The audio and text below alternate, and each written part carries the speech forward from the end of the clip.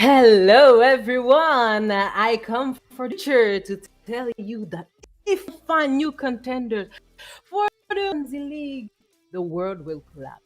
Yeah, I tell the truth. I'm not like so today we are going to save the world with Alex and Viper because we are going to show you some PUBG realness and the new contenders for the Umzansi League because we are going to know who is going to win today and go to the promotion relegation. So this is Inkosi Super Cup Season 4. You already know this is the last day. Hello, Viper. How do you feel today about this final day? He's dancing. He's pumped up. Yeah, really happy about it, I must say. Yeah, and you, Alex, how you feel? Yeah, no, the last week of the Inkosi. Let's see exactly what these players have in line for us. It's going to be in some interesting gameplay. Hopefully, some clutches, from those guys who are looking to qualify going into the next sort of rounds of promotion relegation. So let's see what happens. Yeah, yeah. So I'm going to remove these glasses because they hurt. Very cool for a long period of time. So today you already know what can I say? You already know the schedule. We're going to the maps that we know and love. Arango for the first game, Sandhog the small Mark for the second game, and we are going to see the players' expertise in Miramar for the last game of the season. For the prize pool distribution, I'm gonna let Alex do it. Why not? Why not indeed? Let's see exactly what we have on board for today. We're going to be looking at the total price pool of $840. A total per week, however, is going to be 105. First place will be taking home $45 for their squad. Second place will be taking home $30. And in third and fourth, respectively, each earning $15 for the evening.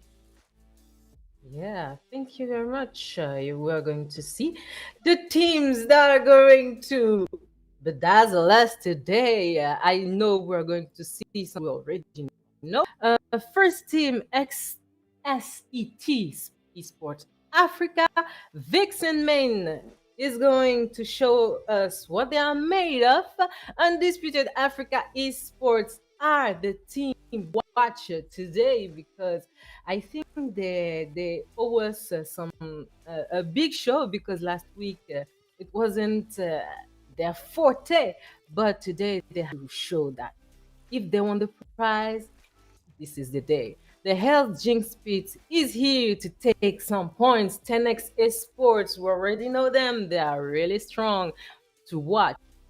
Nation, Citizen, YY, Search and Destroy, Psycho, Unknowns. New Generation is here today. And for the second part, these standings, we're going to see Bad Clan, Horse Esports, G3, Mac, EST, BBC Girls. Yay, my girls are here. I'm so happy. Thank you. Thank you. And Active Gaming is here too. So, we know what is the point distribution. I know that for who already know, yeah, but well, they know, but there may be some people who don't really know what's happening with the point. Here it is. The first goes with 15 points, the second 12, the third 10, the fourth 8 points, the fifth gets 6 points, the sixth gets 4 points, 7 2 points, L to 12 1 point, the 13 to 16 don't get points, and teams get 1 point per kill. So finally, right. Yeah, it's gonna be interesting. I mean, looking at active gaming, which last season unfortunately couldn't make it all the way through, and this season they just really haven't been that consistent when it comes down to gameplay. So to see them on the leaderboard, it's some good stuff over there. And then of course you got 10x and Undisputed Africa, who are in the Son Horsey Sports and Mad Clan. Those are some familiar names, but there's, for me personally, some new names. We're looking at like New Generation, the House Jinxed Pit. I'm not sure if they've played, and then as well as Search and Destroy. So yeah, let's see exactly what these players have for us here in the final week of the Inkosi. I don't know if it's going to be possible for some of these teams who are inconsistent to actually pump it up, but let's see exactly what we have on board. Yeah, I think New Generation. I already saw these last weeks, right? Or I'm didn't not you sure. see them? Not Yeah, sure. I think New Saw Generation them. Power currently are sitting at about 12th overall leaderboard. So Yeah, they might actually have some chance to, they climb up a little are and make it here, to that and maybe will place. show us some some surprises. So, Viper, how do you feel today? This is exciting, right? We don't Oh know yeah. who's going to push through and show us that they are really the most strong in the whole Inkosi Cup. So we saw uh, Undisputed Africa Esports, we saw BBC, 10x Esports, too. So like it's gonna be a show today because they have a lot on the line, and but they don't want to get ahead because this can be fatal. And I think this may be the problem with Undisputed Africa because they have a good strategies, good placements. I think they get in their head, and then they are not concentrated. I don't know, but the most important for me for the moment is that my BBC girls are here. So I'm waiting to see something really, really impressive today from them.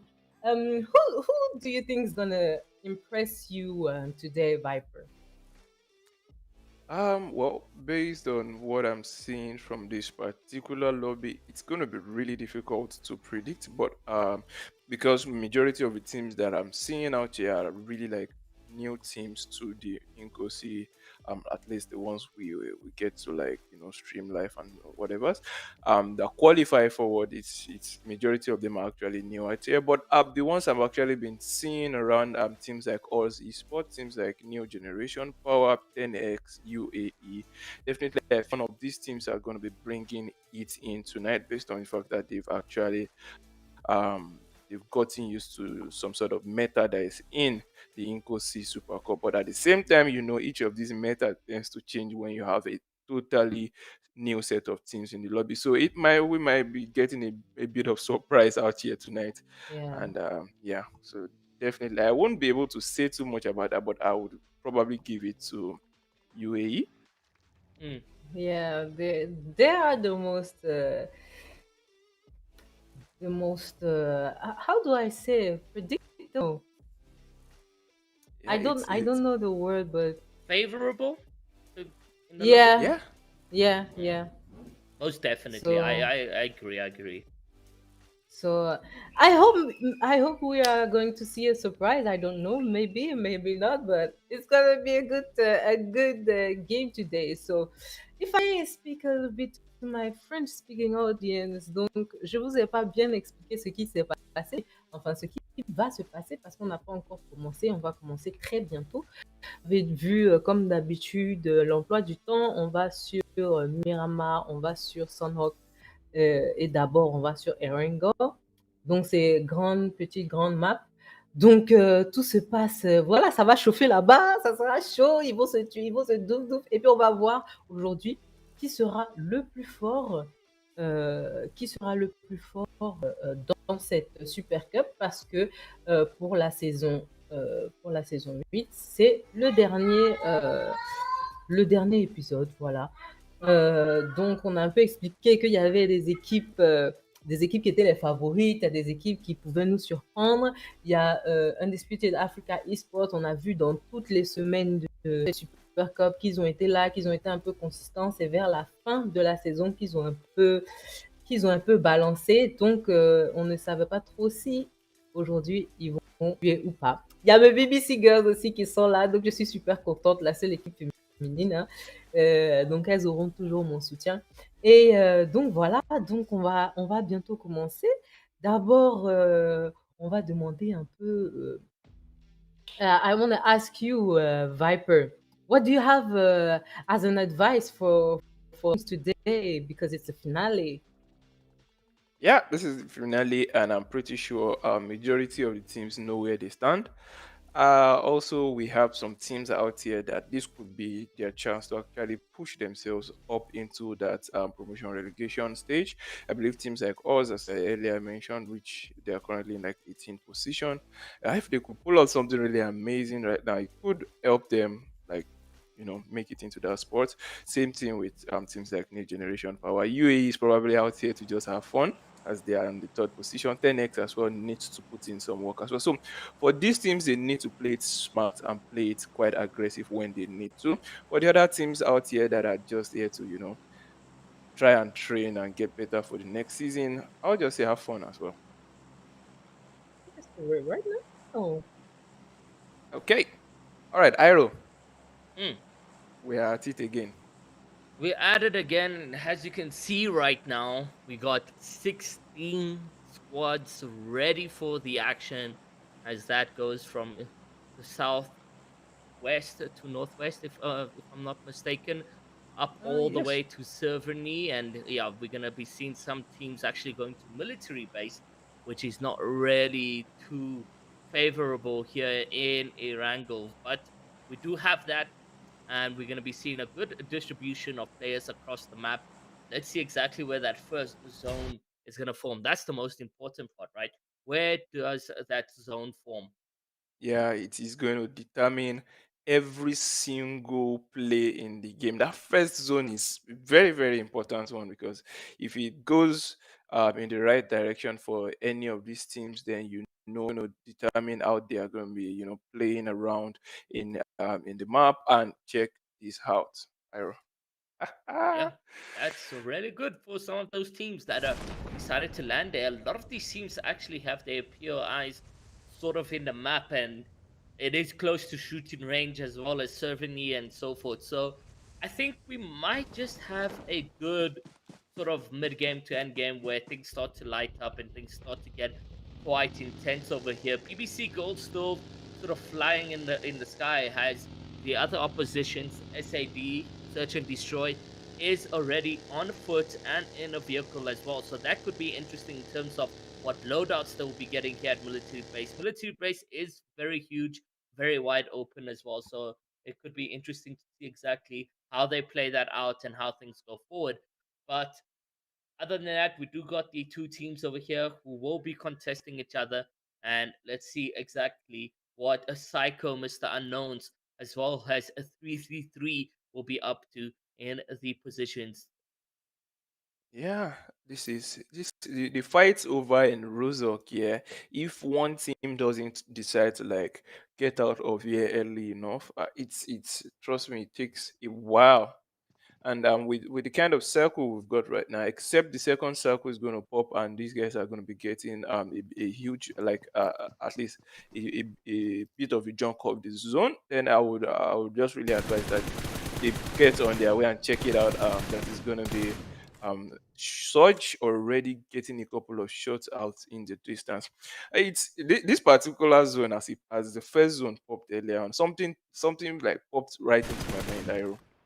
I could see I could see that zone going a lot to the southwest, and 333 is already picking up a few kills out there. And I could actually see that zone going a lot towards the southwestern part and causing a lot of havoc towards the late game.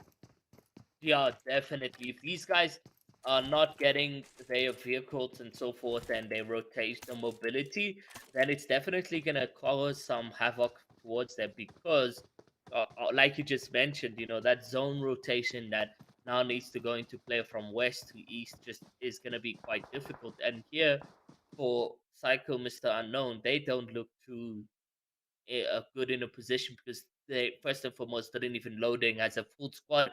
They Yeah, down one man already, so now they left as a duo and going up against 333. They at a disadvantage. So the true. disengagement that we are actually witnessing out from them is spectacular. So good for them. Hopefully, they are somehow able to still stay alive in this one. Yeah, hope. Umzansi Esports, a team that is, from we're familiar with. We've come to know them from time to time.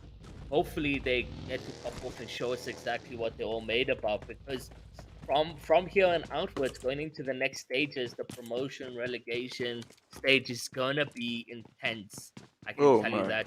yeah, it will be super intense, man. Mm. Because it means we are going to be seeing like the best teams coming out from Inkosi going against like teams that are already out in the competition scene, like they know how crazy it is out there facing against. Oh man, it's going to be really really an hectic time, I must say. Yeah, it is. And let's see exactly what this means for them. Because, even on that overall standings, they're not even in the top 10 for esports. So they're Yeah. going to need to, show us exactly what they made of in these final positions. And yeah, forever, Falcon and Ahmed, they will need to prove themselves over here. BBC sort of landing behind military base and looking to loot up quite successfully. The teams and oppositions around them are also quite separated. So if they do sort of spot out a play over there, they can get in that 4v2 where the two players are sort of rotating together. Only one person has been eliminated since of spawn. This gives a general feeling that we are going to be spectating some of the most stacked games. Maybe in Corsi Season 4 has seen, yes, some weeks have been kind of intense, but so far this one's looking to be the most intense on the battle. Yeah, yeah, I think I agree with that. But right now, I'm actually trying to figure out what the guys from 10x are currently up to. As they've sent two men towards the bridge. Mm. It's, I don't know. Sad is just right on that bridge as well, and I can still see them trying to get themselves set in positions. They've dwindled a bit in power, probably trying to get out information as much as possible. You can see bipolar up on that hilltop just by the bridge. Oh, if he could have actually stayed out there, might have been able to get a couple of shots into Comrade, but Mm. at least he would have gotten the information that there is a particular team making. Oh, okay. So you can see Comrade is going to be going straight towards his position right now. And he's not taking what? What the? Oh, come on, bipolar. Definitely had the advantage over here, but unfortunately now he gets sort of bit by his own hand and not reacting fast enough to what was around him, to what was in play for him over there. That was really unfortunate for 10x Bipolar, as he could have potentially played that much better. Yeah, he had him right dead in his sights. Could have taken the shot when he had him dead in his sight, but I had a bit. But that's one of these things that happens when you are quite under pressure. You never hesitate when you have the shot. Just take it, man. You need to just take it. I've actually given his team some sort of advantage because yeah, it's gonna take Sad a while to actually be able to push up through the bridge. They know there's already a team up there waiting for them, and they would have to rethink it before they push up. But unfortunately, that bridge position is going to be giving up right now. We can see the rest of 10x pushing in towards that axis, or probably trying to rotate in towards a more centralized position. But they've lost one player early in the game, which is not definitely not what you want, I must say. Yeah, 10x really put themselves in a weird position. Like you said, you questioned why they sent men to the bridge, and Bipolar, unfortunately, was not in a position where he could have. He was in a position where he could have gotten kills. I mean, he could have Yeah. tagged up Comrade from a mile away, but instead he opted out for the silent play, which then meant he got eliminated either way. So that put him in a weird one. UAE playing very slow this time around. They're still sitting on that white zone right there and not making an in-depth rotation, potentially just waiting to see exactly where that zone will be forming. But like you mentioned, it may just potentially go over to southwest point of view, which could potentially happen. And there we go. We see that happening right now. So See? all these teams from north are just going to be so clustered. They're going to be in such small areas in between over there, and let's see exactly what that means for them. But 10x the Don in this position where they can make these rotations and so forth, where, however, Sad is positioned. You know, to an extent, I would have expected the guys from UAE to make a more bold play in this particular match, but maybe reserving it for the end game. I would love to see that.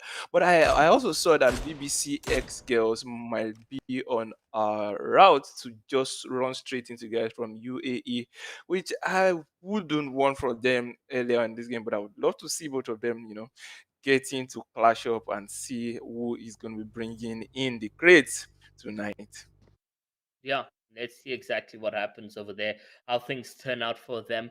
But UAE sort of always do this, right? They land there, wait by the bridge, and they sort of get their eliminations either way. So let's see Yeah. exactly what happens with them right now. But things are very slow here in the off spawn of the first game of the final week of the Inkosi. And I can say congratulations to the teams that are available right here, right now, in this very 3 games, because I can only imagine what the process was playing in the Oh, qualifiers to get into hectic. these final games. Yeah, super super hectic right there. Already we can see a lot of the teams are making their way into the zone now. Active Gaming, RPT, they all just scrambling to get to the zone. One team I would actually love to see how they made their rotations. What it was guys from Citizens, because they landed all the way in Zaki, which is really weird to see though.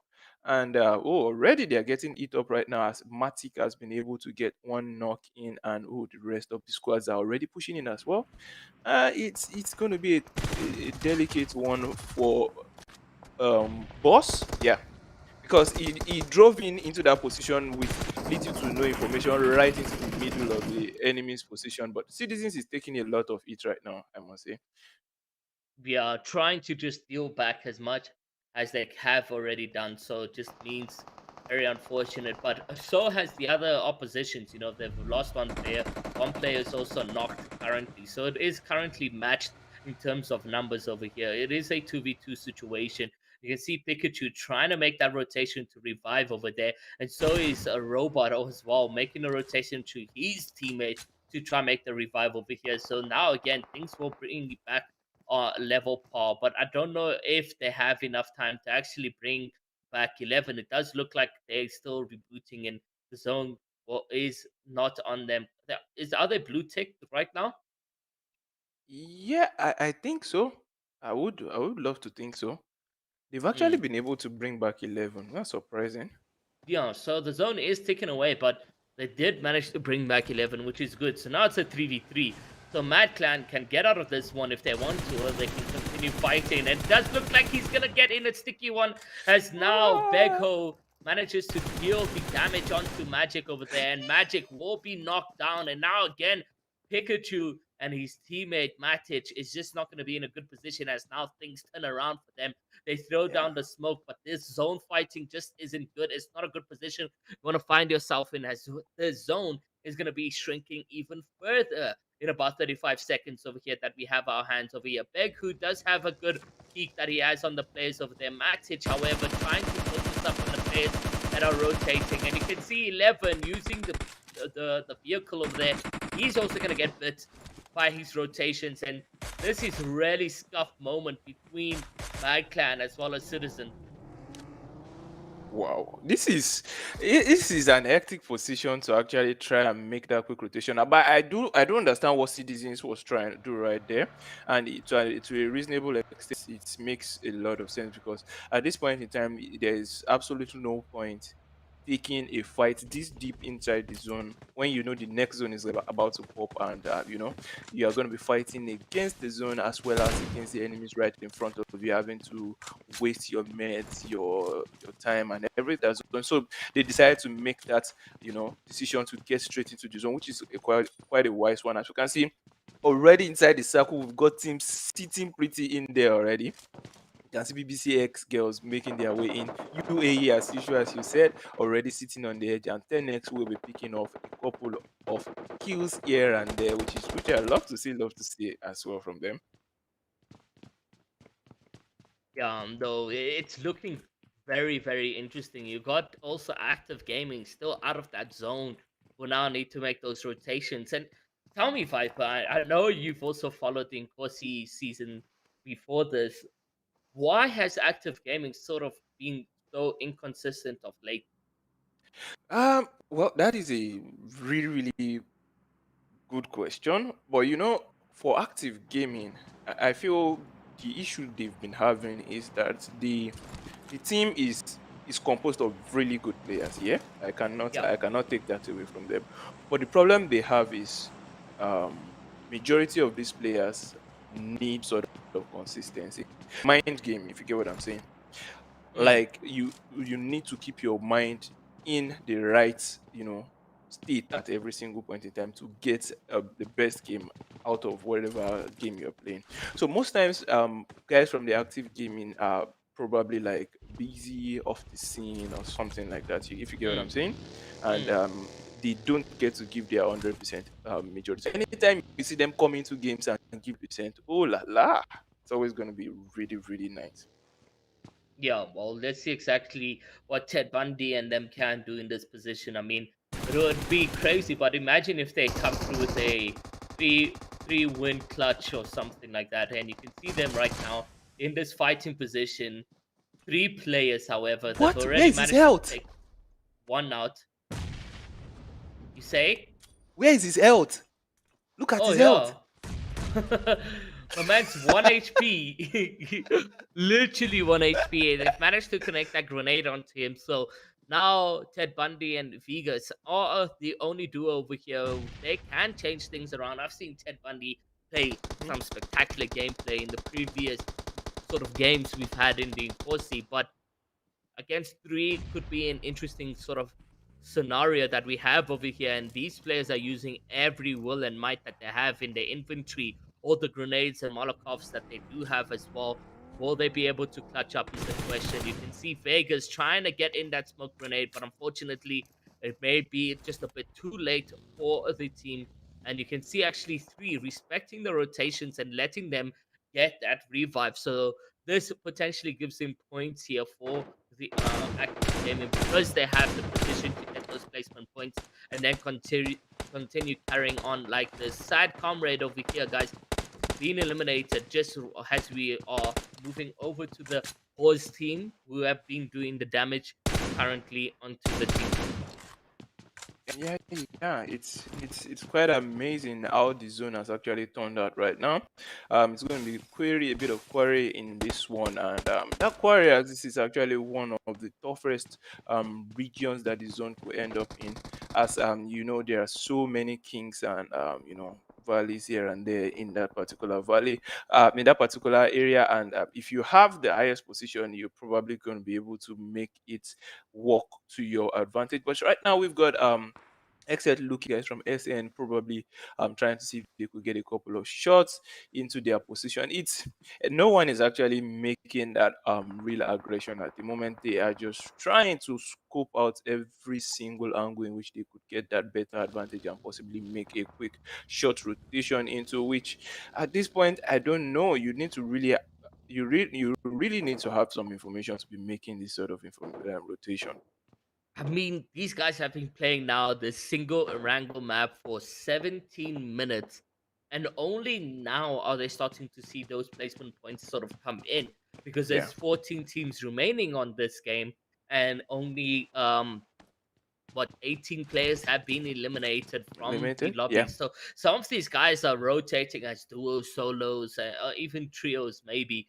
And it's going to be interesting to see exactly who out of these trios and squads, etc., will be the most dominant. I mean, yeah, Begu, who has been really good for Citizen, is a solo. So he's going to be in a tough one. He may try go in for those placement points and try be this the hero for his team. But at the point right now where things are looking so stacked and the playing field gets thin and more thin, it doesn't look like he will be able to.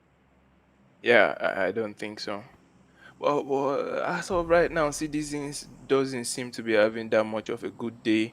As you see, they've got just one man left up alive right now, and on the other end of the spectrum, right there, we've got the guys from United Africa Esports. That's going to be UAE getting a couple of shots into their enemies, getting the kill points set, and are looking to get some more. And it's it's at this point some next level going on right there. Ooh, no, you don't want to be out in the open. BC girls, they've just got caught wide open right now, and the shots are going to be raining into their positions. Smoke's coming out, but that is not going to be a good one for them as they've lost one real quick.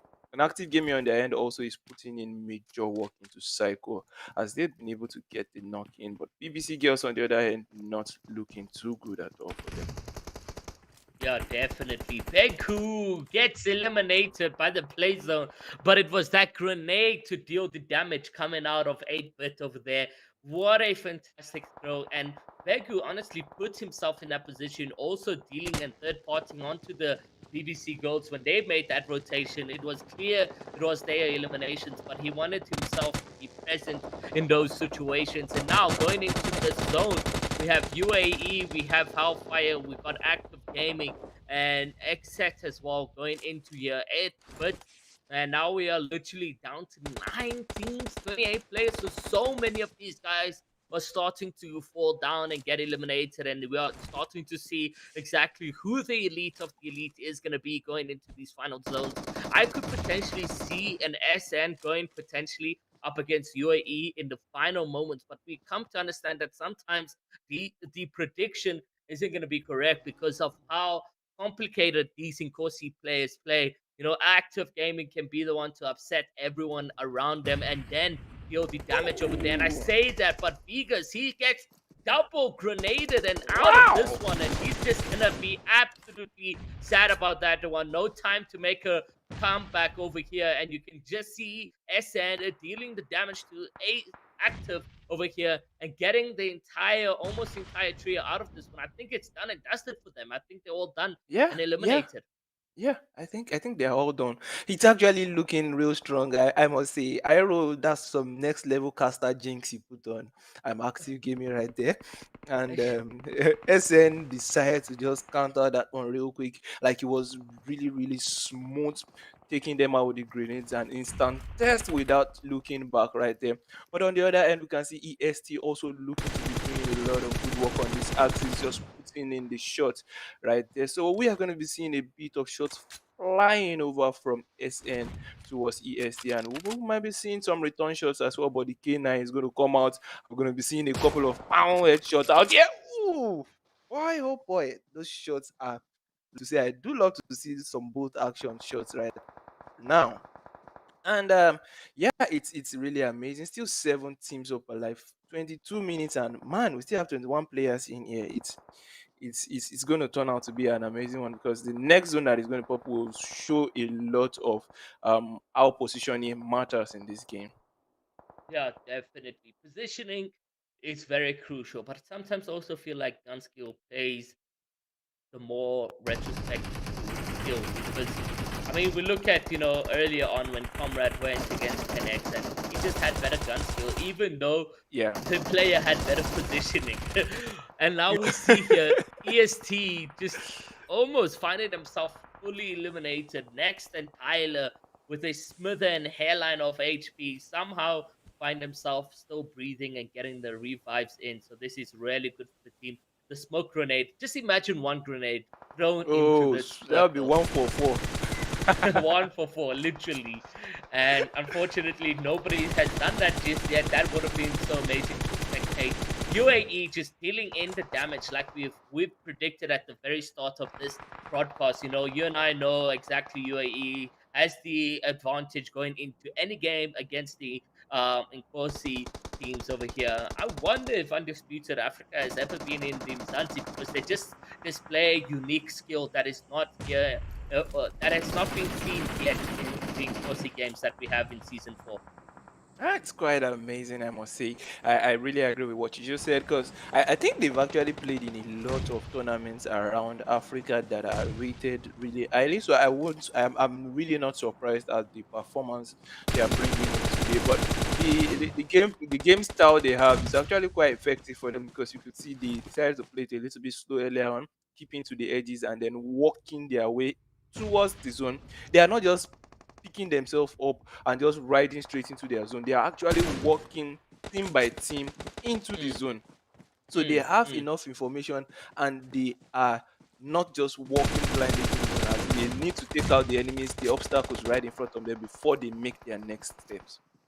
Well, my prediction sort of where I said SN and UAE may potentially come into a 1v1 situation is Yeah. very possible. I mean, we still got, the likes of SN as well as EST still alive in this one, and It's, UAE is it's just happening. dealing that damage to SN. Yeah, it's happening. And check it out. They have 13 team kills. Mm, it's beautiful. It is beautiful. I mean, they can still come out with so much more eliminations on the book over here because 14 players still remain. That is about 9 players from their team, 10 players from, oppositions. Wow. Wow. Tyler just seemed to take it up against the guys from UAE, but no, too many crossfire angles coming in right now. And boy, this is going to be a tough one for UAE as there is too many angles onto them right there. You can see red bars all over, but I reckon the revives will be coming up real quick as SN is also moving in quite aggressively onto from their axis onto EST, and it's 4 teams up alive right now. Sahil, Tars and Ace down. Just Inspector trying to get that revive real quick, and EST does seem to want to make that push in. Some random fires into this position could give them up away. And there, that is going to be second guy getting revived. SN on end, also leaking their woods about 18 kills. Beautiful job from these teams out here. Oh boy, who do you think is going to be clutching this one right now, man? Honestly, talk about already reviving, right? Managing to get their players up in there. But SN do look to be more advantaged in terms of their HP and positioning. I don't know if they've managed to get the entire UAE squad up, but they still need to heal up. They still need to get into that position of HP. You still also have EST, who could potentially just be the wraith of everything and win the game over here and grab themselves a great dinner and eat that chicken for game number one. Grenades onto UAE, not really looking good. SN seem to be in the position where they can now beam in, but EST as well have positioned them behind, sort of in a way of SN, Rolex, and Shadows. So they could be, if they take gunfire right now, they're putting themselves present. They're letting the enemies know exactly where they position right here. Hydro getting more closer and closer, as well as Aatrox to the UAE team.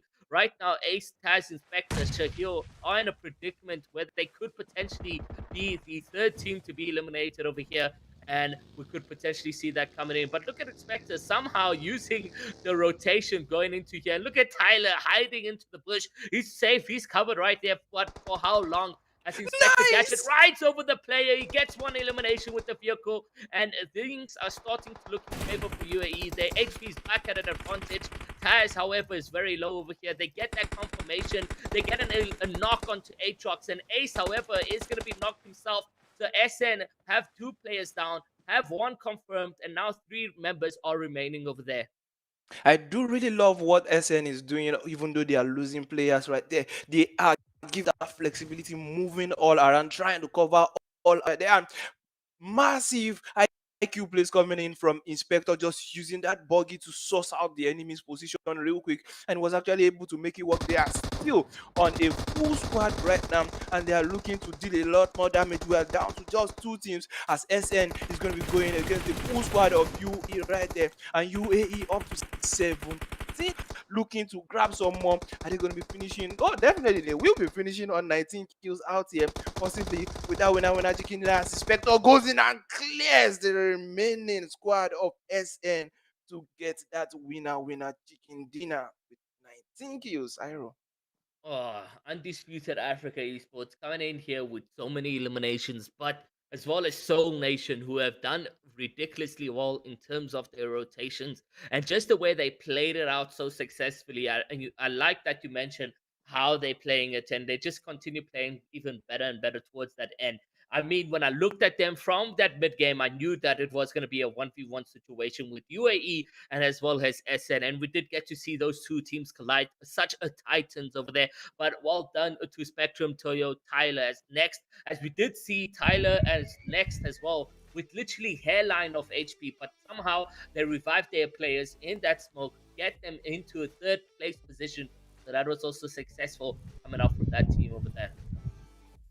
Yeah, you said it. You said it was really intense. And the last game, yeah, it was predictable. As I was saying, UAE won this part, because we have two games still. We don't know if if they are going to win, but yeah, they were really focused today. So let's see the standings.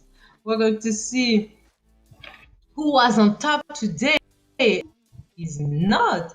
So Undisputed Africa Esports take the first place with 50 place points and 19 kills. Well, I'm going to let Alex do the standings. Yeah, no, this was so successful coming out from Soul Nation as well. 12 points and from placement, and then 8 kills as well means that they are on total points of 20. But EST grabbing third place with 17 points. The Held Jinx the Pit coming in fourth with 8 points over there. No kills at all, just placement points. BBC Girls on in fifth place with 7 points, 1 elimination. New Generation on X Power in sixth place with 5 points, tied with Active Gaming with 5 points as well. XZ7 Esports Africa coming eighth with 3, tied all the way down to 10th with Citizens YY. And that's going to wrap up the first page that we have on board over here. And going over to the second page right now, as we can see, 10x Esports in 11th with 2 points, and then Vex and Main in 12th with 1, tied all the way down to 15th place with Mad Clan. And then Psycho, Mr. Unknown's coming out 16th with only 0 points.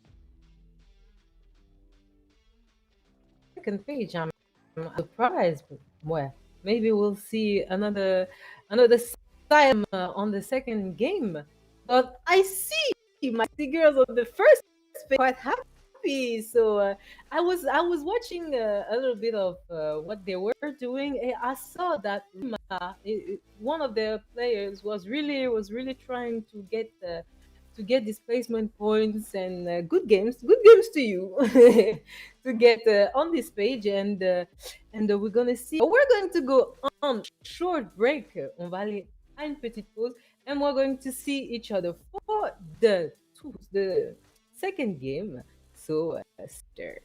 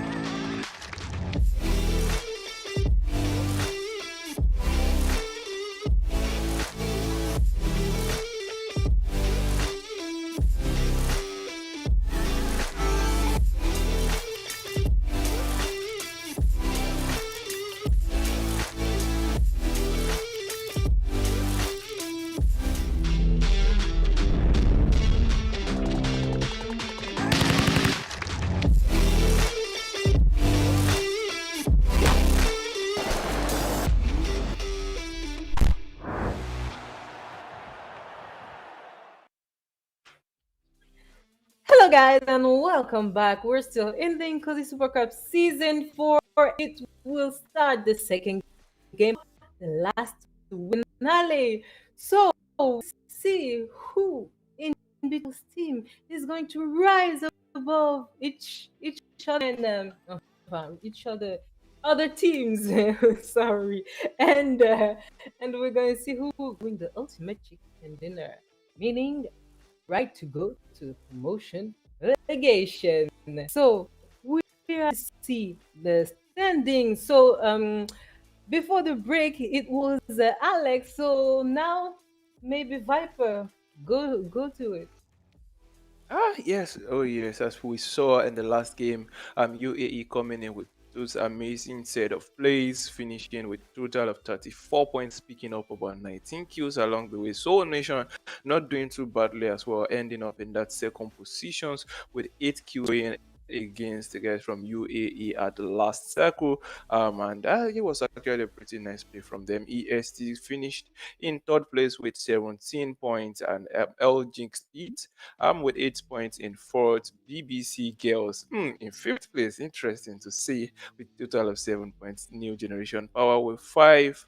Active Gaming as well with Exit Esport Africa with three, down to Citizens in 10th place also with 3 points right there in the first page.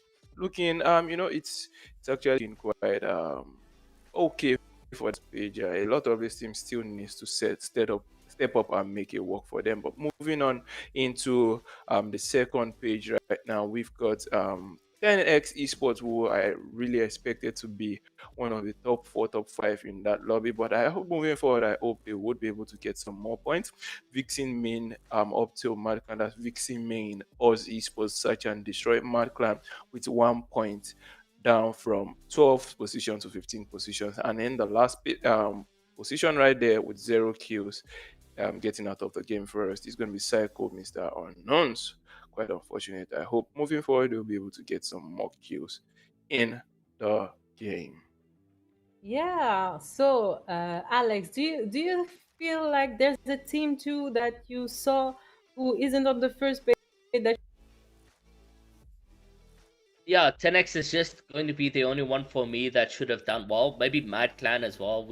I've seen them in the past. Horse Esports. I mean, they should have been doing so much better as well in Arango. But it's that first game releasing the nerves. So hopefully we get to see in game number 2 Sandhawk. They know who they're going up against.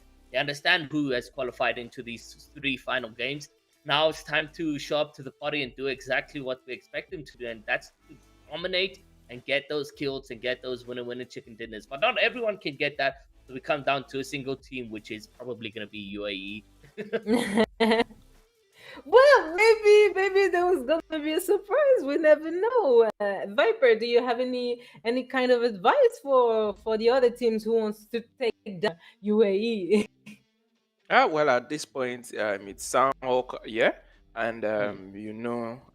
this is your best chance to actually take the shots into enemies like UAE if you do want to take them down. So now would be a good time for them to, if they have studied the previous streams and whatnot, they should know how UAE play their games, and they Yeah, could set up, traps and ambushes for them and see how it goes.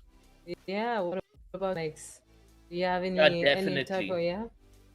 I have to agree with Viper over there. UAE, they play slow in the beginning, right? They don't look for anyone.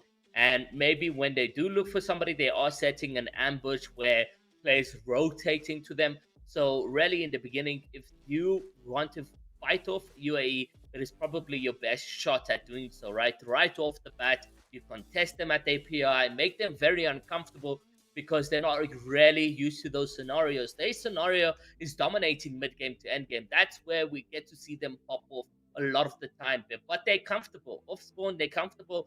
Nobody really interrupts them too much. And who would want to interrupt one of the best teams in Corsi has this season? Yeah, so we're going to see what's gonna happen right now because it has started. It's already deploying. So the casters column is going to take us away. Yes, oh yes, we are back into the swampy region of San Ok right now, and my eyes are set on the map, waiting to see which teams are going to be in those main spots, which is going to be boot camp and paradise resort right now, Iro. Yeah, let's see exactly where they will be going over there.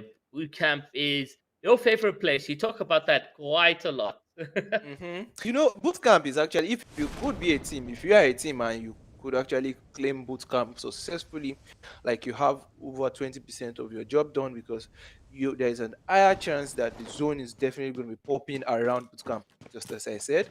hmm Maybe not exactly end zone, but at least the first zone you are pretty sure you have the zone around you.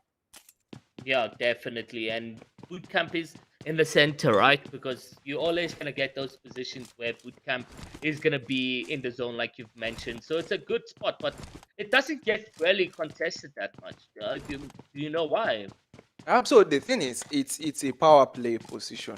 So boot camp is a position whereby it's left for the best teams. how I don't know how if you does understand what I'm how saying. does one determine who's best in the Inkosi, right? Because Inkosi is based on that consistency that they get in those 3 games. So how would one know without landing at boot camp that the best team landed there?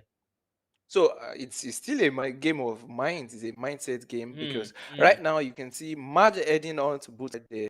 It's probably like, hey, we don't know that team is going to be landing right here, but yeah, we're going to boot camp no matter what happens. And I'm pretty sure there are other teams in this particular lobby that normally has their positions camp, but because they are unsure of where the rest of the teams are going to come, they are like, no, don't let us go to boot camp. We don't know who's coming there.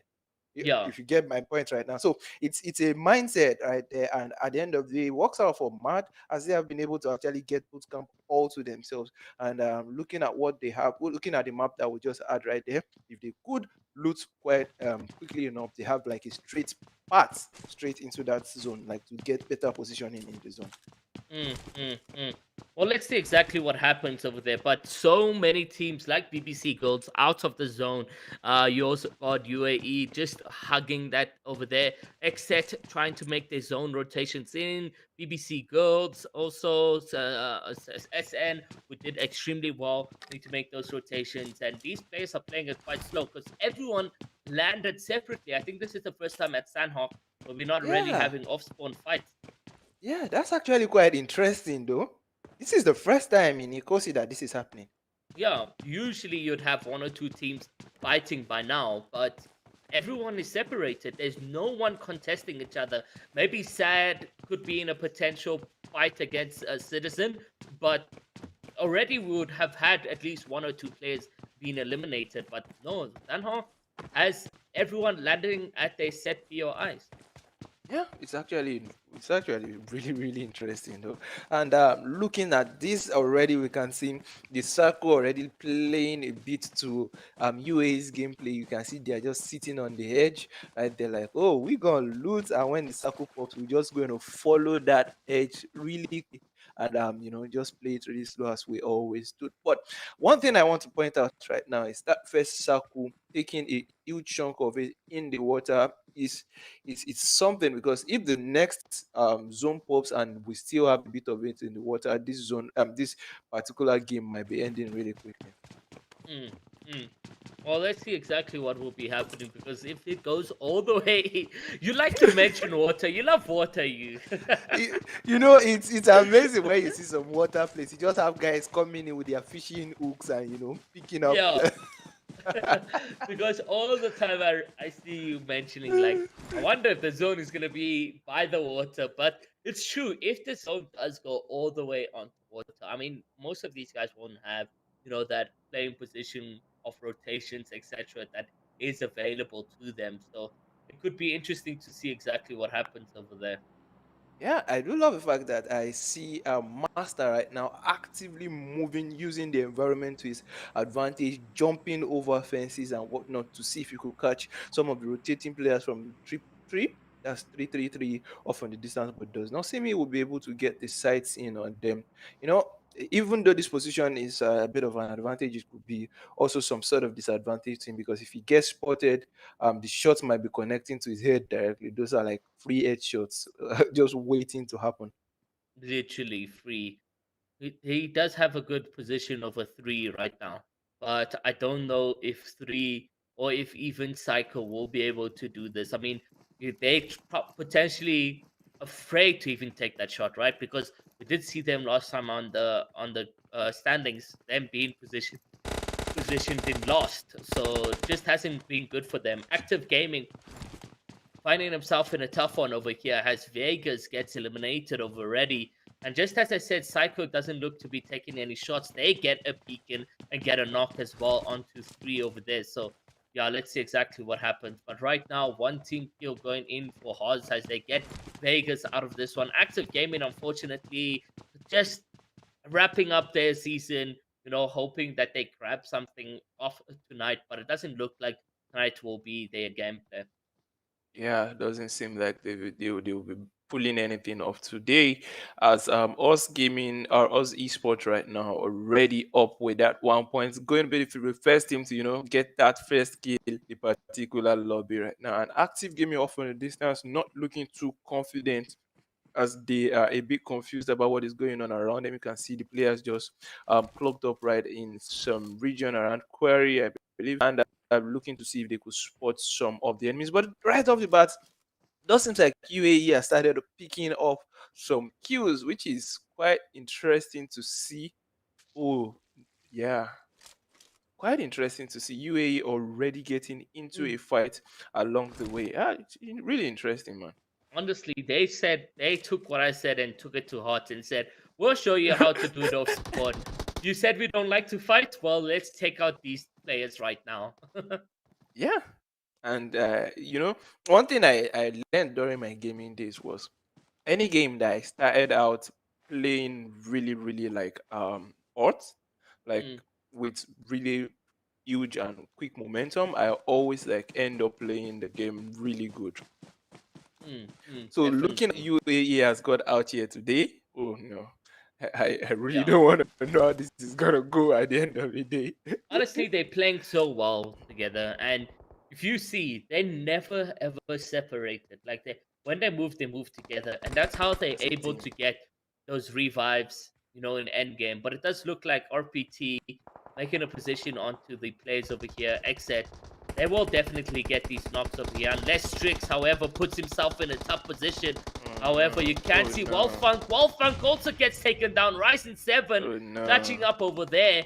Oh RPT, Mercy, and no. Think trying to get in this one. They had the advantage, but it does look What like they've is he turned things around for doing? them as the two players take down almost four total players in this position. Ryzen trying to clutch up for Wow! his team over there. And geez, it does look like just the one player, Mercy, is putting up Messi the might clutch trouble. this.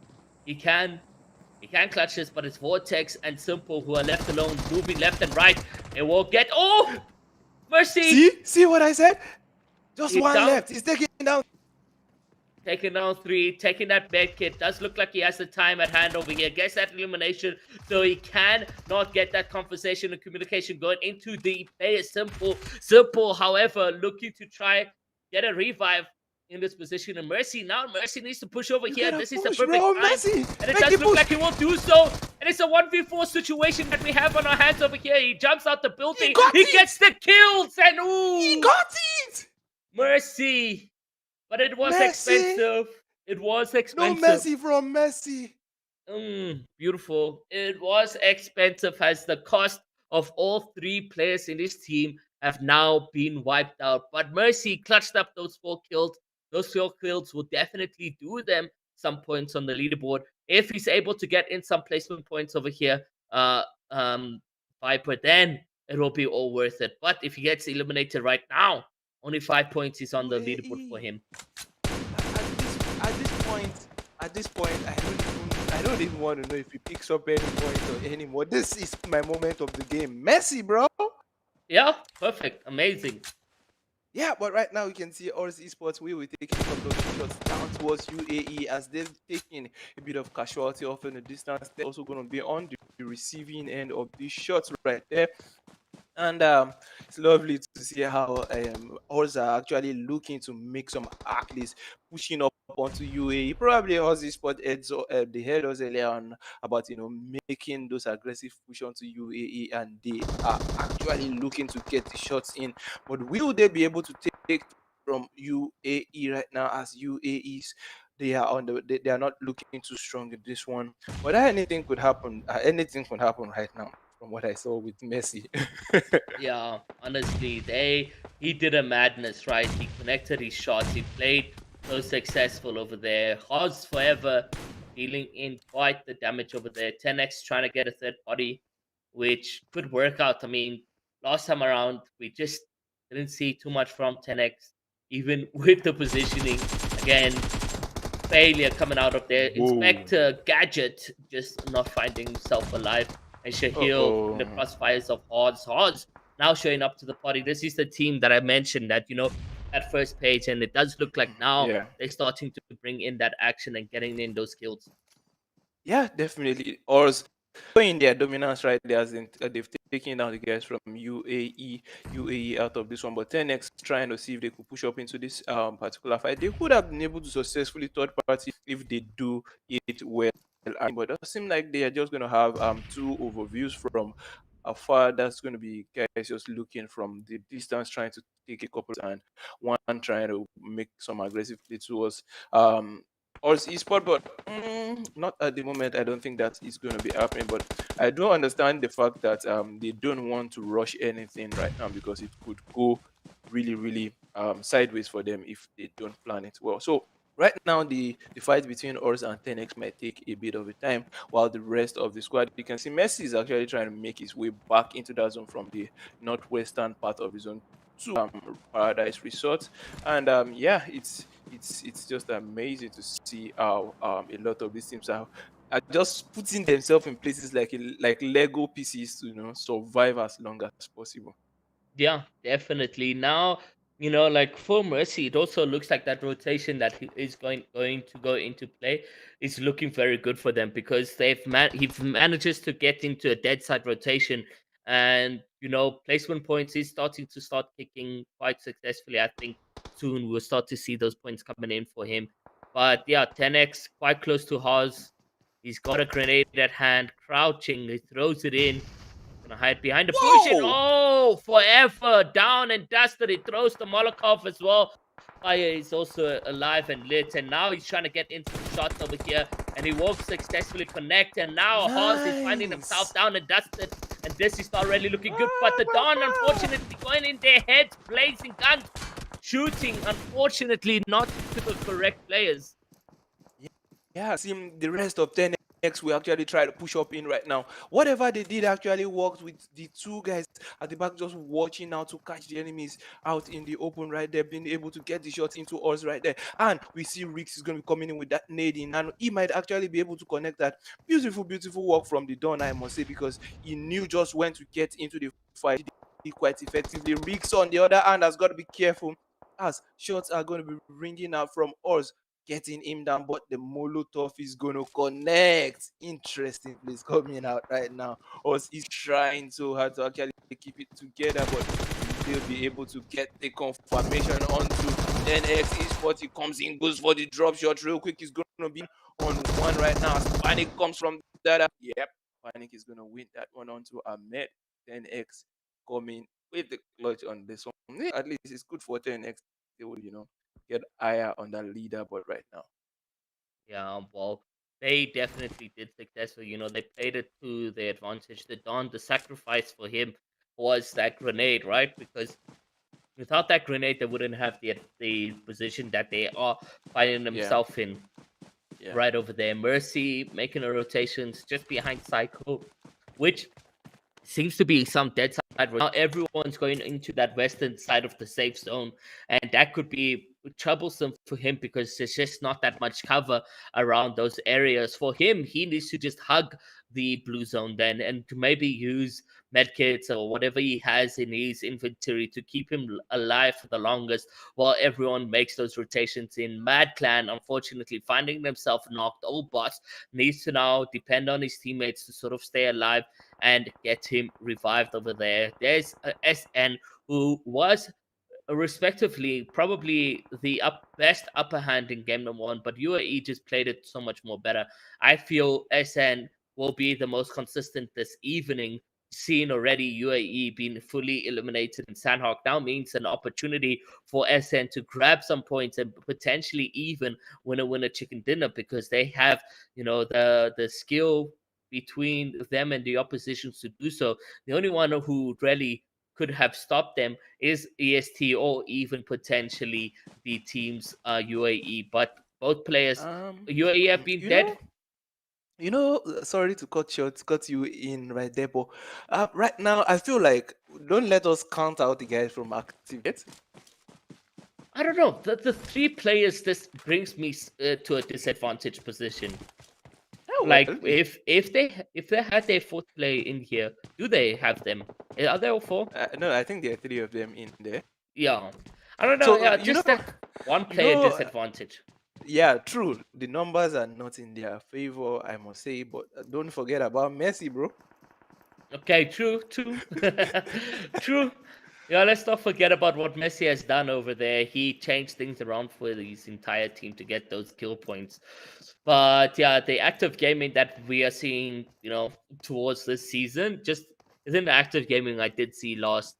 But Ted Bundy, he's a better player than Mercy in my books. So he can easily do magic on the map. And the way things are looking for SN right now, does look like active gaming have already positioned themselves onto that play over there. And shots have been fired, but not at SN.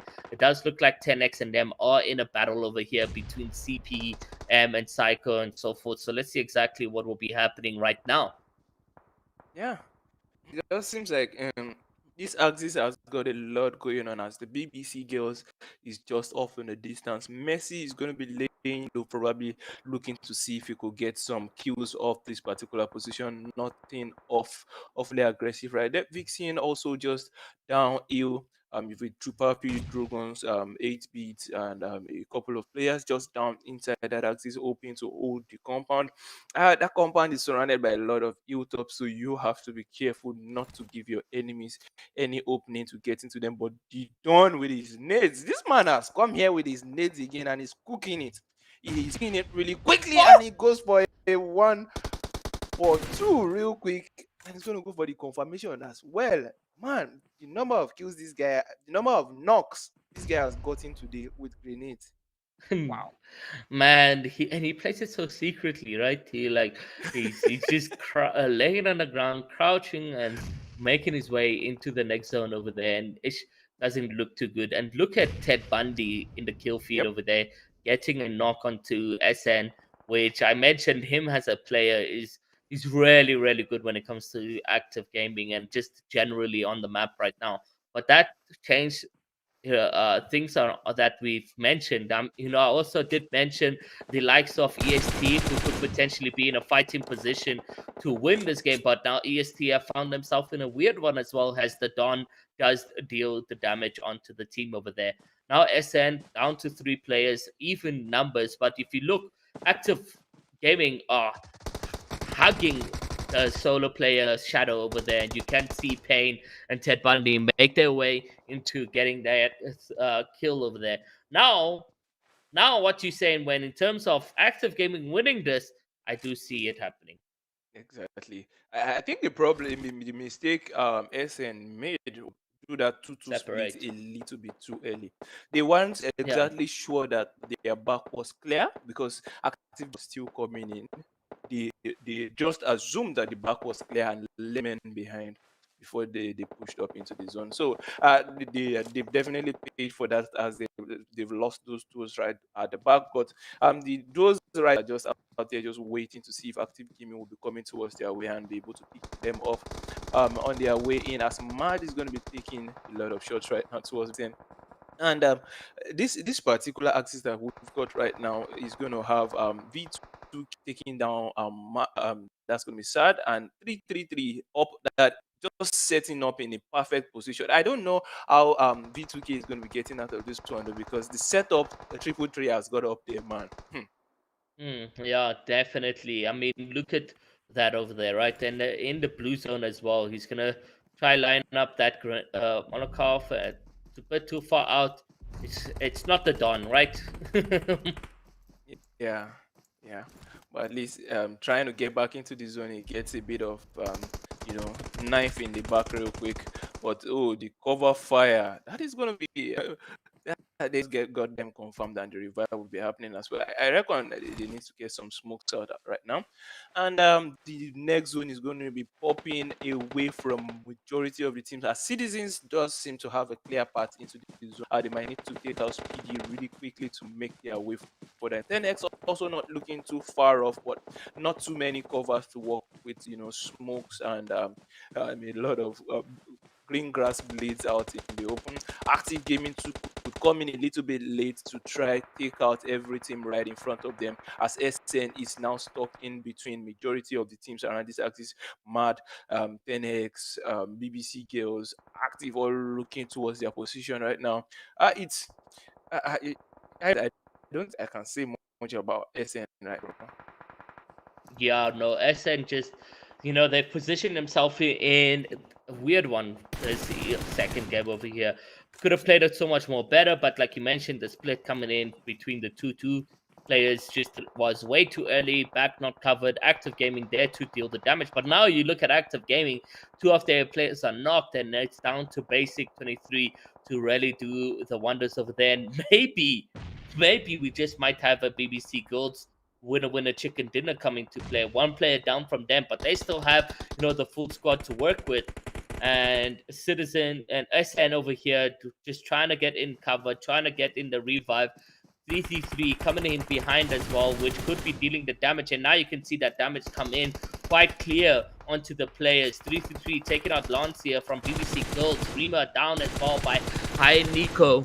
And you can see Kat trying to do most and try clutch up over here. But Lancia and Kira are just not in a position where they can actually continue playing this one, right? The blue zone is ticking in quite dramatically over there. And then you also still have Citizens, which is a full squad who have killed a couple players from 333 as well. They could potentially be winning this one, as we are down to 5 squads, 11 players. And this is why Sandhawk is the most complicated close combat action that we get to see, because so many players just had died for us right over there. Yeah, as you just said, Sanhok is really, really complicated. And if you look at it right now, it does seem like there is a lot of space to work with. But trust me, in Sanhok, it's really, really tight right there, because if players on the other side of the if they look well, they've got eyes onto like Citizens. If they look well, they would have eyes onto BBC Girls, and likewise as well. And you can see Citizens does seem to have a really chill game, almost really going what UAE always comes up with. You can see them already moving in into the compound just by the road, right opposite the guys from Thailand. We might actually be seeing them trying to make a clash. Oh, that could be a dangerous play onto Thailand Spectrum. As well, he's got to be careful now, because if he pushes in all alone, he's going to get confirmed and probably taken out. He needs the rest of his squad to actually push in. You can see Bego already looking for that angle, looking for the flank to make their push in as well. But we, at the same time, must not forget about BBC Girls. Yeah, Yeah, because you they are know just that. come. Oh, okay, interesting. Yeah, they just have the one player now down from BBC Girls, which is Kira, right? But fourth Yeah. place is still really a GG's in the books. So make it all the way. So past so many teams like UAE, like Horse, like the likes that we favored. Active Gaming seem to be out of this one, and there's Cat confirmed and dead. 11 taking the damage out from Speedy. Now Spectrum and Tyler may potentially have somewhat of an advantage in this position. Grenades being played and dispersed into the buildings over here, trying to smoke out the players EST and them, but I don't think it's going to be possible. They will get that revive onto 11, so 7 as well as Robot and them may potentially make the play. You can see them entering the buildings with two different aspects. Yeah. Tyler, however, gets that one knock, gets the other knock, and now it's a 2v2 situation. And now you can see Robot really played the game to his advantage, where he can get the kills and so forth over here. Spectrum and Yo. them just unfortunately not going to be able to stay alive in that one. And they, however, did get the confirmation onto 11. So now Speedy playing they play into Kira, where Kira does have an advantage, being that she is on a cliff, but against the blue zone and ticking quite drastically right now. Yeah. So she may Stings. potentially just go down to the play zone. 7 goes down to the play zone over there. And we could potentially see Speedy and them and Pain take the win, which we have not predicted in this At position. all. It is a 2v2 situation that we have right here, Viper. Yeah, it's a 2v2 situations right now.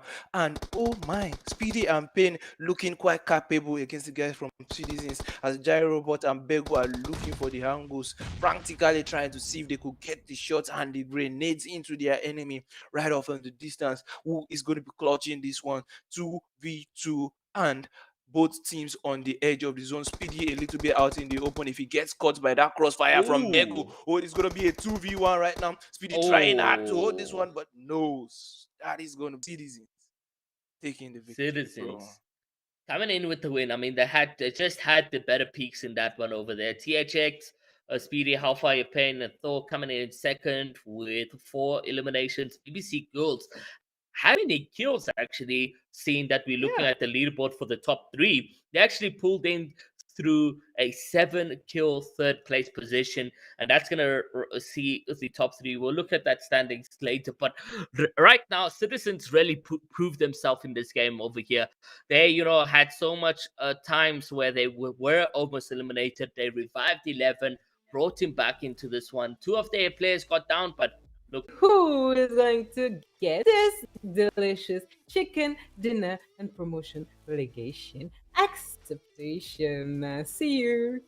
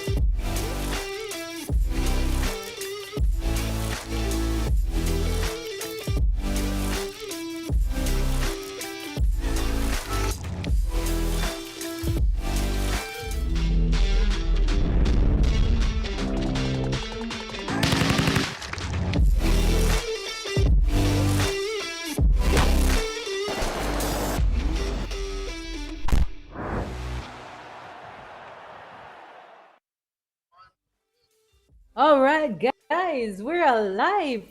Fourth game of the Inkosi Cup. This season is about to end.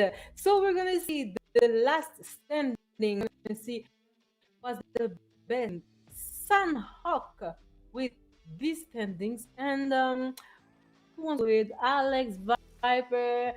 Well, Uh, let's do Viper. Okay. Now we can see the standings from Sun Oak right there, looking also beautiful as the points are well spread out between the teams on the first page. And this is quite impressive to see that a lot of these teams are picking up kills here and there. Citizens in that winner chicken dinner position with 23 points. BBC Girls also looking quite strong with 17 points in second place. El Jinx bringing in some sort of eat right there in third place with 16 points. G3 actually picking up a whole lot of 2 points, finishing in fourth place with 15 points right there. Power is going to be finishing in fifth place with 11.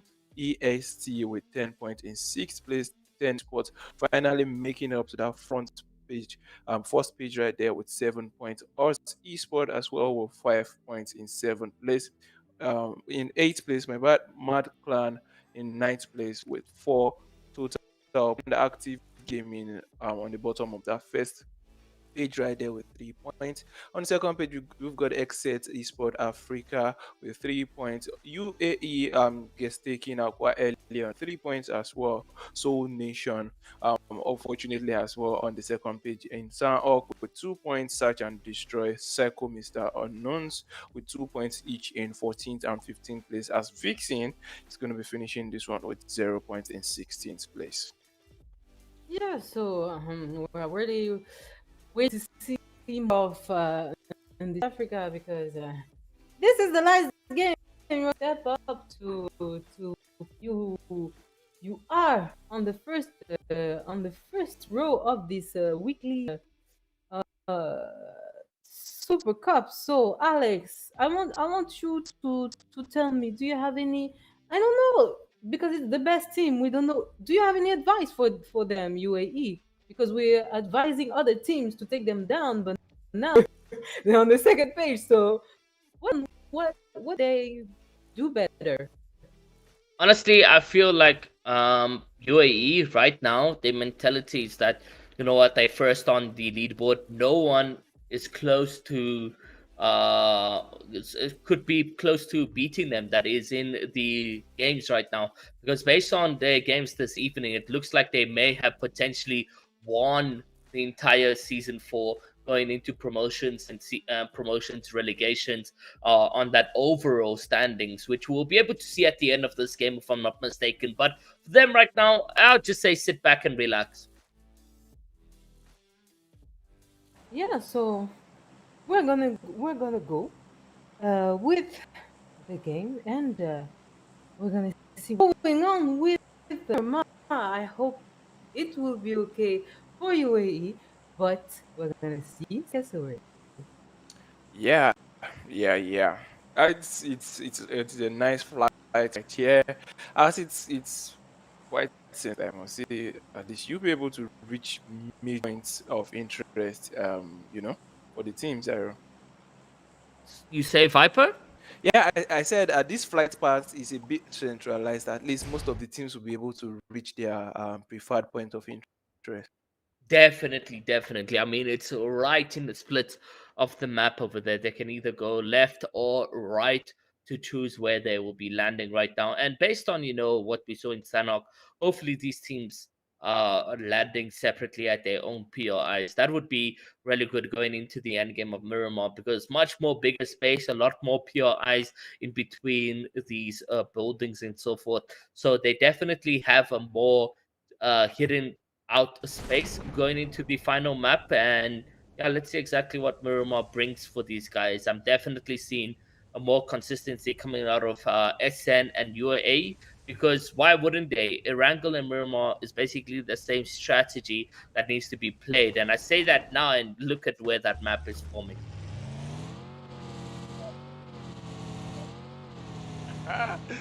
So as it stands right now, bro, majority of the teams are already sitting inside the zone,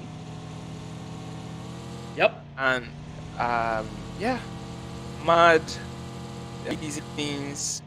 UAE just needs to, do a bit of legwork to get themselves deep inside. Also, esports finding themselves in some battle of some sort that going against Xset, and that has to be Ahmed, who goes in hot gun blazing with his vehicle, but it doesn't look like he has his team around him. So Hawes Ahmed could find himself in a tough predicament over here if Xset do decide to make the W key in play. Yeah, it's quite nice to see that Ahmed knows he knows how strong the weapon he's got with him right now. Is because you can see he's got I think the SKS and the Mini 14, and he can't really do fine. He can do some damage, some really interesting damage with those, but he has to be careful. He has to have like really great precision to make it work right now. You can see on the other end with that SMG, the UMP looking to aggressively shots into his position. The earlier they actually get this out of the way, the better for them. Because oh, that flank! Getting that sweet, quick flank in, trying to get well, not trying anymore. They've actually been able to get that kill point really quickly, one up the board. Mm, It's great. definitely. XX really bringing in those points right now. Horse, unfortunately, we do get to see this mistake time in and time out where they separate, but unfortunately, they separate into a full POI drop spot and things don't look in favor for them. Yeah, yeah, it's looking too solid for them at the moment. But well, we know they might be turning it around along the way. Yeah, definitely. You could see UAE and SN out of the zone right now, but I would say what seems to be in a good position because they look to be like in a dead side of rotations because all the teams are coming out from the south as well as the west sort of position, and that could be detrimental going into the final rotations. Things could be really really bad for them. But let's see exactly what happens, going forward. Hawes already lost their one player. They already in a disadvantage as it stands right now. Sibir just looting up, getting as much loot as possible that he can in these final moments. It just one single player has been eliminated since the very start of the game, and we are starting to see that blue zone start to make its shrinkage right now. Yeah, Blue Zone is going to be pushing into this player's position, and every single team right now is probably just trying to reposition to accommodate for that next zone that will be pushing up. Who do you think will be winning this game? At this point, really difficult to say, but to just take a guess off the top of my head, UAE. That could be interesting. I mean, we could definitely see them winning the game. I mean, the strategy, it's almost the same in Arango, just a different map. Yeah, But it comes yeah, down to literally consistency in terms of rotation and positioning. And that game sense, we see it is present a lot in UAE. They definitely emerge themselves as the best team in the Inkosi based on consistency. Every week you can put money in that they can qualify consistently time in and time out. I wonder though how things pay off for them in the promotion relegation phases. Do you see that team doing really well? yeah, yeah. Well, looking at the standings, as you said earlier on, UAE just seem to actually be they were in the third position, and I would love to see what they will be ending up with today. As Mm. yeah, it's lovely to see. It's one thing to finish in that top position in the Super Cup. It's definitely not an easy task. Yeah, definitely. Let's see exactly what goes into play though. Haas and them making the rotations just front of Psycho. So only have one player who has been eliminated. UAE as well as EST, no SN as well as the EST, quite close to each other at Al Azaha. Potential fight could happen there, but I highly doubt that will go into play. The rotations coming up from Hawes is looking good now. If only Ahmed had not been eliminated, they could have had a fighting potential going into the final parts of this game. 10x already find themselves in El Paso, really good position to be in. They can get more center zone. That's where the zone will potentially put themselves in. You can see RPT making the rotations at the edge of the map as well, sort of behind UAE, potentially going to be behind SN as well, just going all the way around to the very top of Kras Del Valle, which could potentially be happening over there. And then you also do have, the likes of TPX making those rotations into the zone as well. Yeah, lots and lots of IGL calling for rotations going on right now, which is what we expect as we are going to be in that transition from zone 2 to zone 3, and this is where your decisions are going to you know spell out how the rest of the games is going to be. I think UAE may potentially fight. And it does look like UAE is definitely in a fighting position right now as they take one of those players down on those players rotating over there. RPT paying back over to Shaquille. Wild Funk is knocked. And now we can see Mercy, the clutch of goddess in the previous game, getting knocked as well. So UAE inspecting them, definitely dealing the damage onto the players over here. That blue zone is as well going to be putting pressure onto RPT, but it's still very early, so it's a one tick zone for now as it stands. There goes the confirmation coming in from Ace onto Wild Funk. Mercy being revived over here, where we could potentially see them clutch up their games.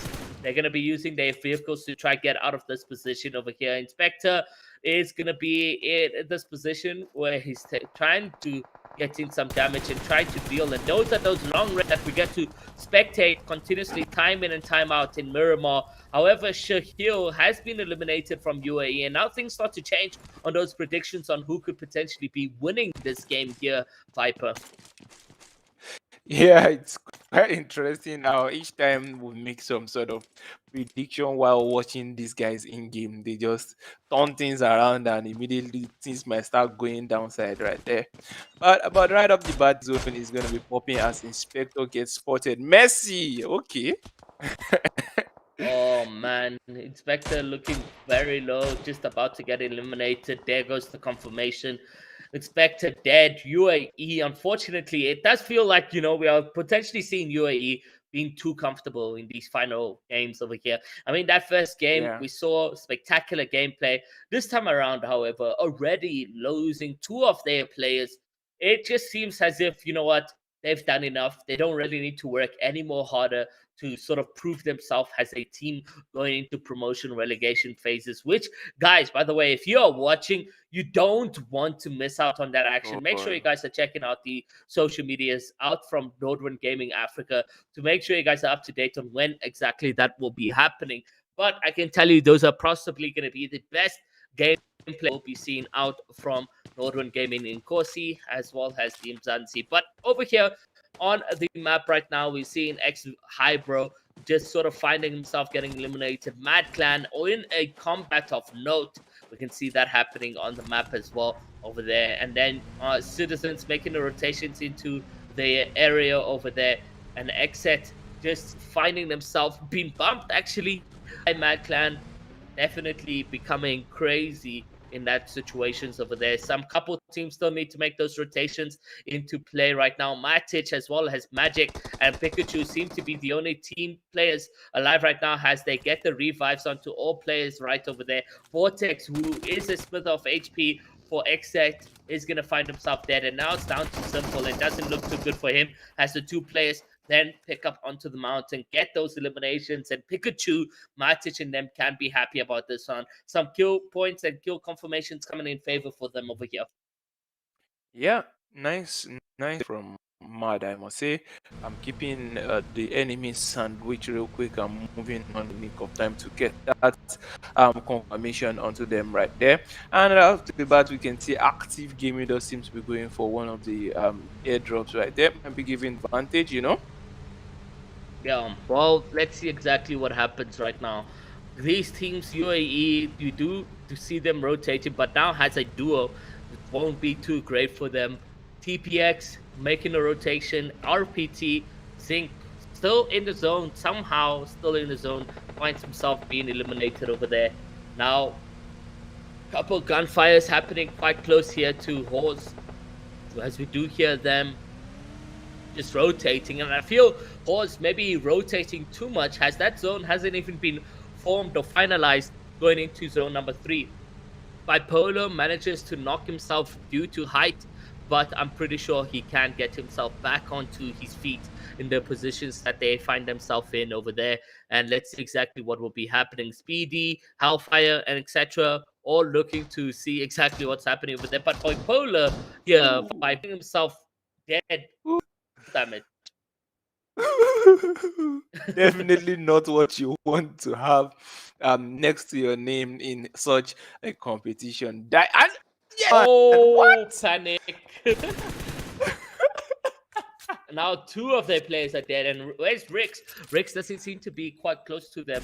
Hopefully they do get into the position. Sniping at Speedy. Will they be able to find exactly where this player is located? Fortunately not, but they need to go down there and make those refights. It's going to be a tough revive to make, I must say, because you got Pain and Speedy with Hellfire just looking in that. Is Oh, Don going to Don? make the same mistakes? Oh, Okay, you. that was close. It really looked like they almost got knocked yet again for their team. 2 knocks out from fall damage. That is definitely one to go into the books. I've never saw damage coming to play pain, causing some pain, of course.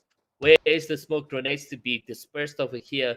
Because they need it as Panic and them only now placing that, but placing it and falling all the way down to the very bottom over there. So Panic needs to get revived right now, and does look like they have a little bit of cover of safe haven for them to get that revive. So the Don doing the most they can possibly for the team right now. Down to 15 squads, 51 players. I say 50 squads, 51 players, but a lot of these players have lost some players on the map. So some of these guys rotating as solos, even duos that is present over here. So once we get those teams sort of being eliminated, then we get to see the true number of squads that remain on the map. I mean, for now, we can talk about BBC Girls being alive, EST being alive, TPX being alive, 10X sort of alive. I mean, one of their players have been eliminated over there, and then as well as Active Gaming still very much in this one over here. Yeah, Iro, on a quick note though, I just want to mention that this game, just by looking at that map right now, I think the guys from this might actually have um an advantage in this game. But Surge, okay, actually doing that now, as he's Oh, taking the shot into active gaming, man. Good job mm, from Surge, I must say. Taking down surging three of that them. damage over there. I mean, I talked about Active Gaming being alive, but man, Costa's curse today is very, very real. It's been happening over and over, man. Yeah, I mean, game 1, 2, and 3, we've cursed some teams that we talk about, and then all of a sudden they just find themselves getting eliminated. UAE find themselves confirmed out and dusted. So game number 3, not going to be going to them. Maybe Citizens, right? Because like you mentioned, they're very much secluded from all battles around them. It's very clustered and very, very hectic. Ooh. Therefore, the western side of that map. So BBC Girls getting eliminated and confirmed out of this one, done and dusted. And like I mentioned earlier on, Hawes maybe rotating way too much, find himself rotating out of that map, and there's only one squad in the zone right now, which is 3v3. But that western side of that map is very, very contested with players. So let's see exactly what will be happening right over there. Yeah.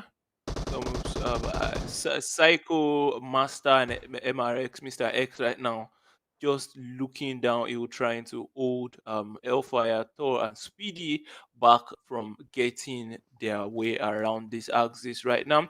It's going to be a tough one for them to rotate in. They need to try and connect some shots or just get out of the way real quick because the zone is going to be popping in any moment from now. Yeah, definitely. Let's see exactly what happens. And now going into these moments, some people dying. BBC Girls Rima getting killed by the play zone. We do see Citizens have been rotating so successfully. I do like how they've been making those rotations very dead side right there. Yeah, it's quite interesting that the rotations they are making in here is quite similar to what they made in Erangel as well. You know, going back key in the top, that's in the southwestern corner, and then they make those rotations, and it's actually very, very similar.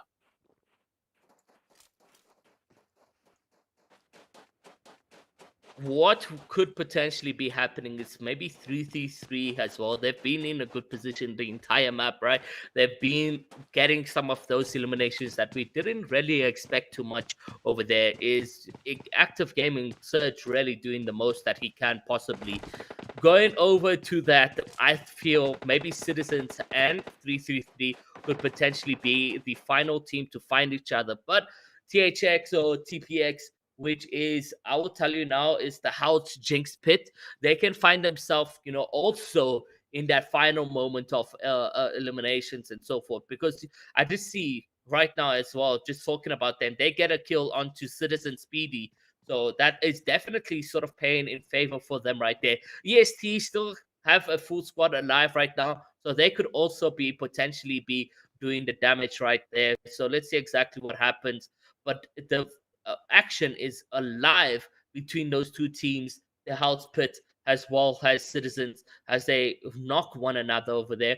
Oz Esports and EST could potentially go into a fight here for what seems to be, the POI that is in the zone, that has the cover, the safe haven for these guys over here. Let's see exactly what will potentially be breaking down. But 9 squads remaining. Miramar definitely showing up to the pace of W Keen and getting some eliminations. This is generally where I have seen some of the most kills come out in Inkosi. And there was one in particular last season out from MGC where they've managed to pick 24 kills. But MGC managed to promote and go over into Umzansi where they're actually competing in their very last week this week over here as well in the rounds over there. I think maybe the games are done actually. I'm not too sure. I think the games were done on Sunday. I don't know if they've managed to qualify into the finals for them over there. But yeah, the Inkosi PUBG and Umzansi out from in Nordwin has just been absolutely amazing. Yeah. All right, I've watched a couple of games out there, and man, it was. I'm talking about Umzamzi now. I watched a couple of games, and it Yeah, was amazing, I must say. amazing, amazing indeed. SN have two of their players, Rolex and Hydro, making the rotations, as well as Valak and Shadow in the vehicles behind them. Now, I forgot about SN all completely. I thought they were already eliminated. So there's a potential winner chicken dinner that is left in the map right here. They obviously Yeah, still need to make those rotations into the zone where we currently have Horse and EST already set, camp. They already have their places positioned. And there's 333 getting that confirmation onto Hydro. So SN losing one of their players. So they're going to be in a tough position for themselves as well.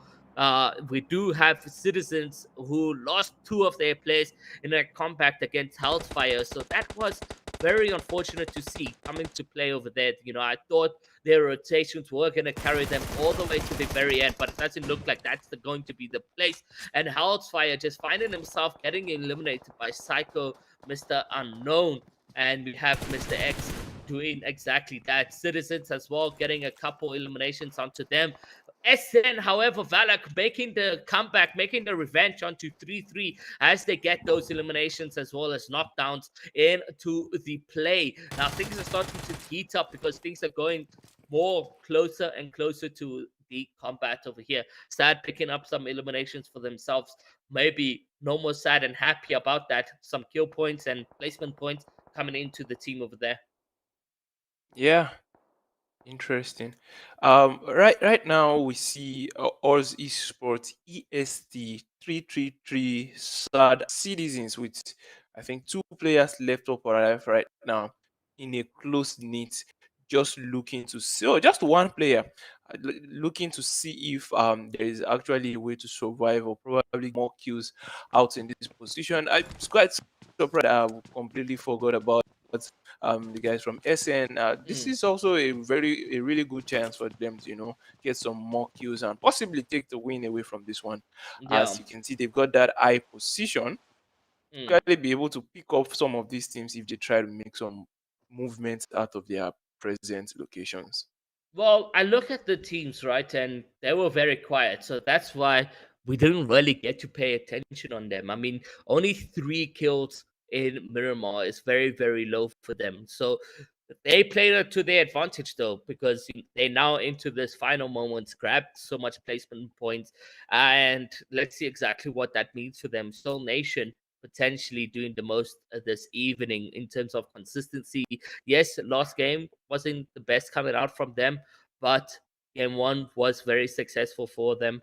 You got 3-3-3 positioned over there, you know, taking up the gunfire against SN. SN Shadow taking up quite the damage. Now trying to find some cover, getting tagged up onto their building. The next sort of rotation means that they now need to move out of that building of heightened position that they found themselves in. Valak already in a vehicle, Rolex quite close to 333 over there. In fact, if 333 decide to be a nuisance, a menace in society and push onto the team over there, then it will just be unfortunate. The grenades are definitely going to be present between these two teams. Let's see exactly who comes out on top. It's going to be a 3v3 situation very, very soon. And if you look at Next is making the rotations into this area over here. Gorilla trying to maybe find a window of area where they can get the grenade into. Doesn't look like any damage is going to be present just yet onto SN, however. Yeah, those little angles could actually make the difference. Looking for those angles to get the grenades in. Man, if they get a knock, that is the opener. They need to just, go full aggressive. But Valak crossing over to the other street, getting that flank angle. Ooh. Triple Three has got to be careful on that one not to get strike. Valak. Valak could change the narrative real quick as he gets the shot in onto we're gonna be seeing it pushing. Nah, nah, they are not gonna go full aggressive on this one. They'll be going. They'll be taking it a bit slow. I think SM might actually be able to take this one, Iro. Yeah, I mean, the way they're playing it right now, they're playing it to their advantage. They're playing it smart. That formation that they built up where they can get the window peaks as well as front door sort of situation. Psycho also dealing in the damage from behind. So now 333 just not happy about what has happened, what has developed in these sort of moments of here. SN shouldn't get too aggressive. However, I do see Rolex pushing into the building as well as his duo over there, but they should not get too overconfident in this place because Mr. X is also looking at maybe potentially picking up more kills in that building over there. Valak, who is all alone over here, is going to just try keep up that cover, try keep up with what could potentially be in the works over there. But Horse Esports also still available in the game. 18 players remain. No action really happening. Everyone playing passive as much as possible. They want the eliminations. They want the winner chicken dinner, but they'll play very slow, very passive to get to that point of stage. EST is the only squad alive right now with all 4 players alive of theirs. You got Sad in this one, Citizen, Horse, Mad Clan, Psycho, Mr. Unknown, Soul Nation, as well as Triple Three or G3 in this one over here as well, trying to do the most that they can in these very last moments. That zone is going to start shrinking yet again, and then things are going to start to be on fire right here because some of these guys are not in the zone and they're hoping that they would have pulled it, and you can just see Tyler immediately pick up a kill onto Citizens, and now Comrade as well going down. Tyler doing the most Wow. as he potentially looks over to Locke, who is the sole left player of Sad, tagged up for quite a bit of damage, and Horse getting involved over there as well, getting the confirmation for EST Tyler as he just deals the damage onto the knock player over there, trying to clear up on the players that remain over there. And Sad fully eliminated, one player going down to the play zone, not giving the kill points to the oppositions that is available on the map over here. 333 getting tagged up quite a bit here. Psycho and them dealing the damage through the windows, and they could potentially be putting in quite the work. And you see a Molotov going in play onto Haas, and Haas gets knocked. One of their players goes down. Yeah, it's really a tight one right now. Six teams is still up alive. SN playing it quite slow, just waiting it out, playing the waiting game with triple three right there. As Valak is on the other end, slowly but surely trying that position inside the zone as well as gather information from teammates to actually make their way into the zone. The setup right now from Surge and Glock, bro. Yeah, they're just waiting. I mean, they in a room that's perfect for them, but depending on where that zone is, and we can't really see it with so many players alive in this final circle, guys. At the eighth zone, these guys have been going in for 27 minutes, and there's still so much placement points that can be made because of the solo players that we have out from Mad, the two players that we have from Psycho, the two players that we have from Hawes. Balak may potentially find himself in a tough position as now he's going up against a battle over here in the buildings of Mad Clan. And it does look like if players are still alive somehow, was a Sabir gets knocked, and we can see Mad Clan just doing the most that he can potentially do.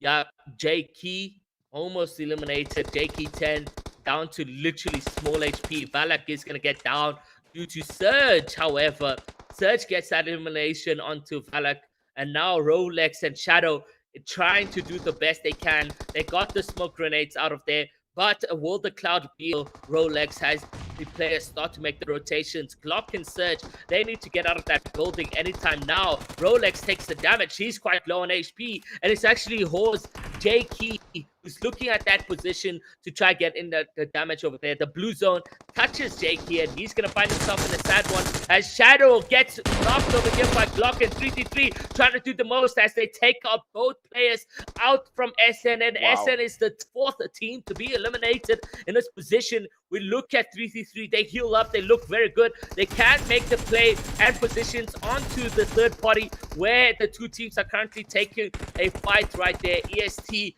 on to a battle with Psycho, Mr. Unknown, and just look at the positions here for Gluck and Surge as they can just get the eliminations onto Psycho. They do so just hiding in between the wall, between the buildings over there, down to literally two players, Toho, Spectrum, as well as Rise and Tyler. Surge and Gluck left alone, 6 players in this position over here.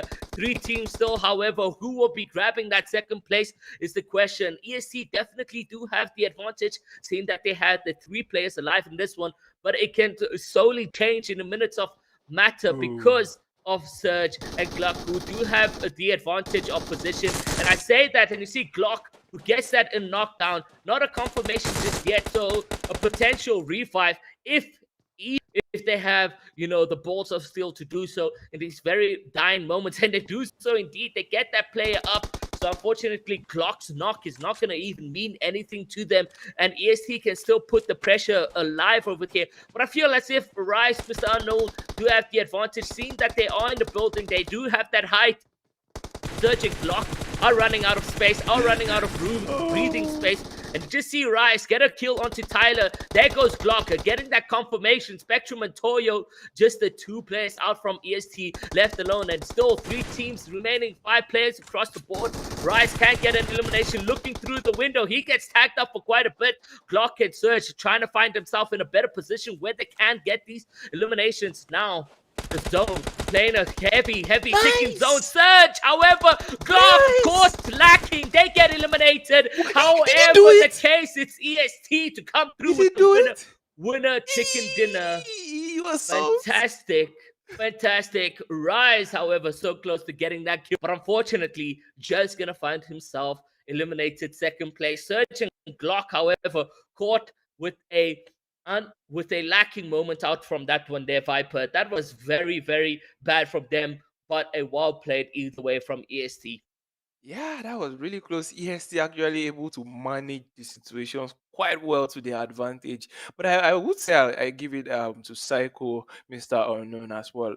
Beautiful Mm. play from them. Just keeping his calm till that very last moment before he had to jump out. And well, they were able to get that second position. Yeah, Mm. it was a really really nice game. Uh, yeah, so we saw that what we predicted wasn't right. No, it You wasn't. didn't come through at the last minute. I thought it didn't happen. So we saw some teams really surprised us. Hey, Viper, what do you think? Yeah, to be honest, yeah, it was really it was amazing to see the like 333 EST actually bringing in the heat in in Miramar, my bad.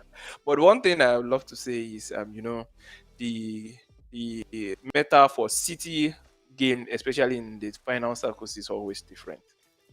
Well, you can take us through the standard at it. Yeah, definitely. We can see EST clutching the win on that one with 11 kills, a total of 26 points. Psycho Mr. Unknown in second place with 8 kills as well, 20 points.